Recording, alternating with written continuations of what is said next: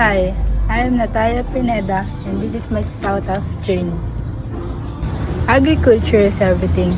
Agrikultura rin ang dahilan kung bakit nagbubuhay tayo.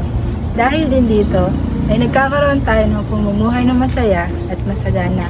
Kaya ito ang napili kong programa. Superman, Batman, Spider-Man. Yan ang mga favorite superheroes ko. Pero alam niyo ba, sino yung pinaka-favorite superhero ko at naging inspirasyon kung bakit nandito ako sa agriculture fields? Yan, si Format. Tulad ng mga favorite superheroes ko, si Farman ay nag-aalay rin ng sarili niyang dugo, pawis, oras at pera para matugunan hindi lang ang pangangailangan ng pamilya nila, kundi ang pamilya niyo at ang magiging pamilya natin. Ikaw pa rin pala ang hanap-hanap para. Noong 2021, nagkaroon ng isang estudyante ng proyektong pagtatanim.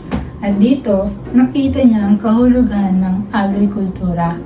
Makikita sa litratong ito ang isang masipag na mag-aaral na nagtatanim ng malunggay. Sa kalamang palad, hindi ito naging matagumpay. Subalit, tumubo sa kanyang puso at isipan at patuloy na ibinaon ang binhi ng pagtatanim.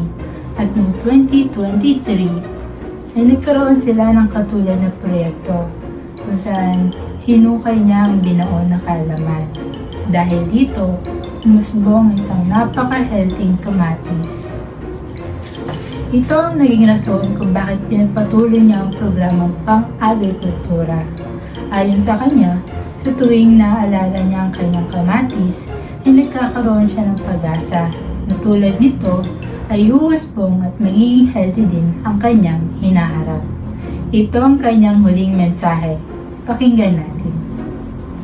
I believe that agriculture is the most important industry in the world, ensuring safe and nutritious food.